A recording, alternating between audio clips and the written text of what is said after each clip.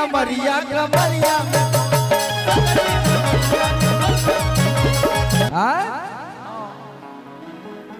और की काटिले बड़े गलिया दोनों हवा के की रोज के कमाइल खड़े खड़े झोंक दे कि रोज के कमाइल खड़े खड़े झोंक दे कि होई सगरी न मरिया कमरिया में खोस दे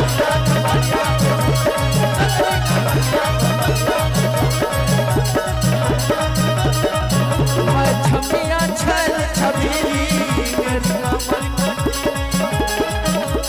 मार बोई सन झटका समिया न जाई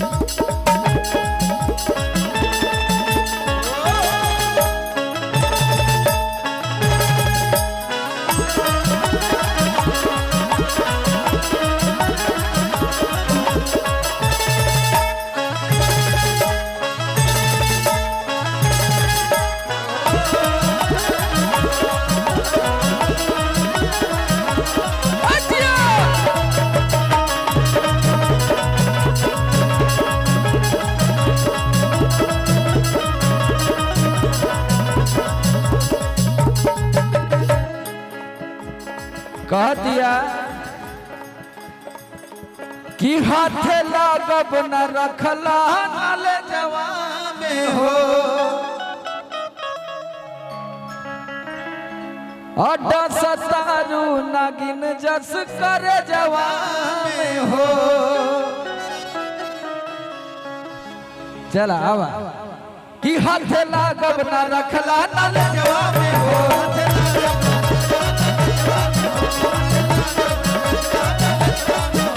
सतारू नागिन जस करे जवा में हो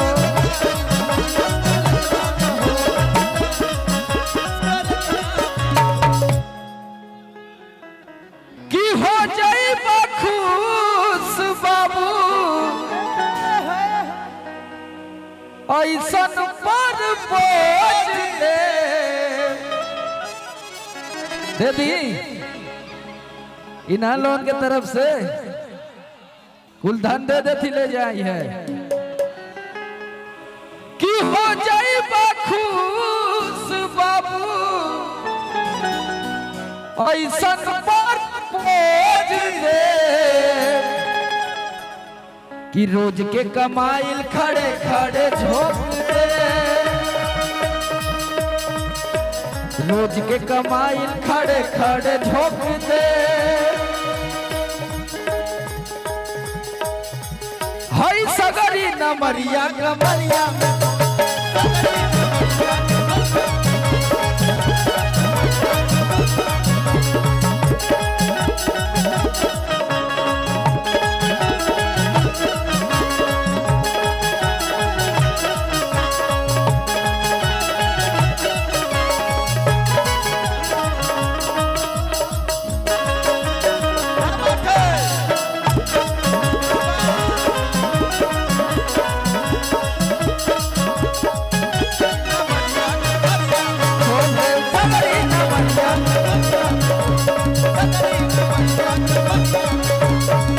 भैया टूटता दहिया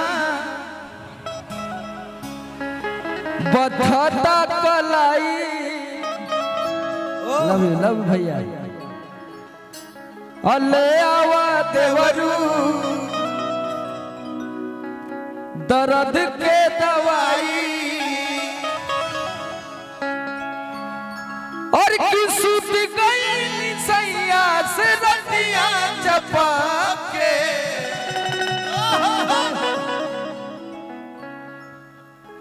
कि ककरी भइल बा कमरिया लपाके कना तो सुन ले हुआ ना भैया लोग चला कि ककरी भइल बा कमरिया लपाके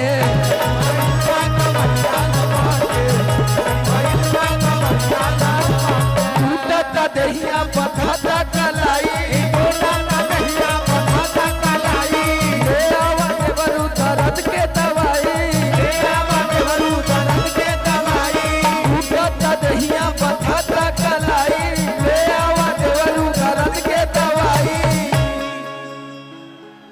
तने इधर वाले हमारे भाई साहब और की सूती गई सैया से रतिया चपा के। चला डांस कर लेवे के बाद कि ककरी भइल बा कमरिया लपा के।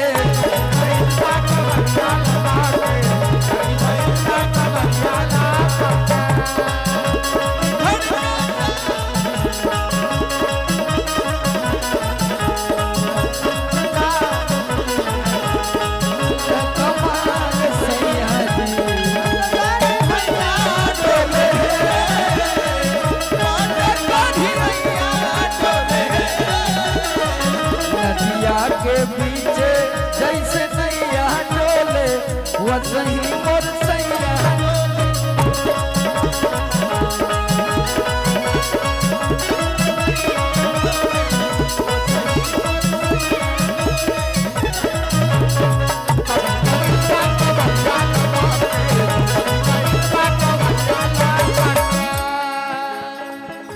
राजन जी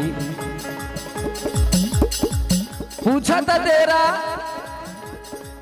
साड़ी गर्मी से भीजल बा, साड़ी गर्मी से भीजल बा, साड़ी गर्मी से भीजल बा,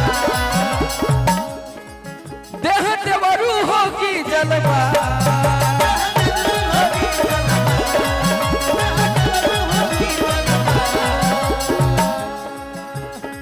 साड़ी गर्मी से भीजल बा,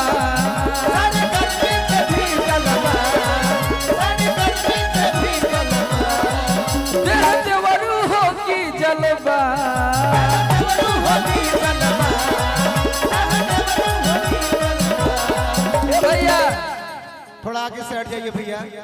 और की काटी लेन बड़े गलिया तू न हपा के।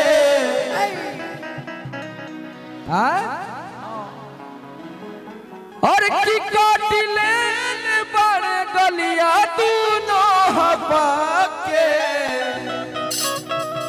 कैसन रहने जानत हुआ सत्या भाई मती रहने कि ककरी भइल बा कमरिया लपके। चला कि ककरी भइल बा कमरिया लपके।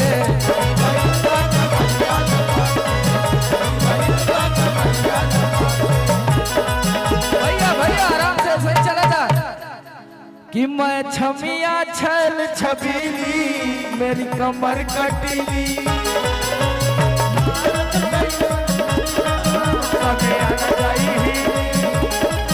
मैं छमिया छल छबीली मेरी कमर कटीली। माला बोई सन झटका समिया न जाईली।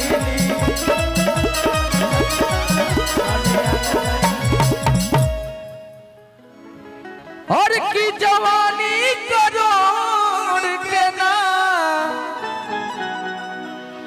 फिर में परोस दे। तो जवानी फिरी में तो ना बरसाई भैया। और की जवानी करोड़ के ना फिरी में परोस का।